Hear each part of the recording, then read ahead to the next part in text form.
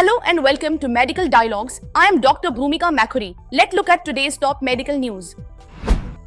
Study links oral contraceptives and smoking to changes in steroid hormone levels. Steroid hormone levels in healthy adults are influenced by oral contraceptives and smoking, as well as other lifestyle choices and factors such as biological sex and age, according to new research that has just been published in leading international journal Science Advances. The objective of the research was to expand knowledge and understanding of steroid hormone levels, including corticoids and sex hormones, in healthy women and men over a broad age range. This is the first study to analyze such a large number of hormones in nearly 1,000 healthy people, filling a major gap in the knowledge of molecules that are important for our day-to-day well-being.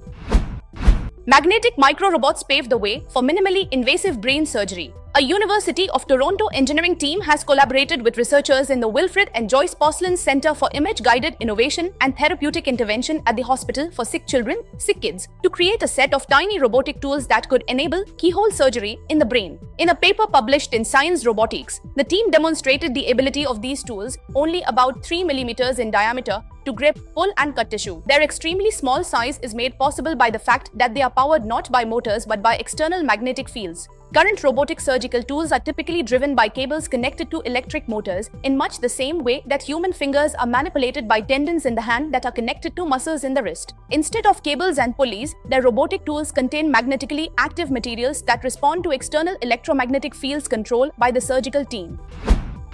Breakthrough in kidney health, new biomarkers enhance early detection and monitoring. Drug-induced kidney injury, or nephrotoxicity, is a common complication in clinical medicine that happens when certain drugs at certain doses damage the kidneys. Nephrotoxicity can occur with multiple types of medicines, including anti-inflammatory, antibacterial, antiretroviral, or chemotherapeutic medicines, and can lead to therapies being discontinued or restricted from patients. The findings from this collaboration were published recently in Clinical Pharmacology and AM Therapeutics. Critical Path Institute Registered Trademark Symbol (CPATH) and Boston Medical Center (BMC) published results for 6 biomarkers that could improve the early and accurate detection of kidney injury, leading to both the development of safer medications and better health outcomes for all patients.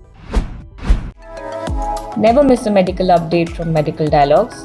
Like, subscribe, and press the bell icon.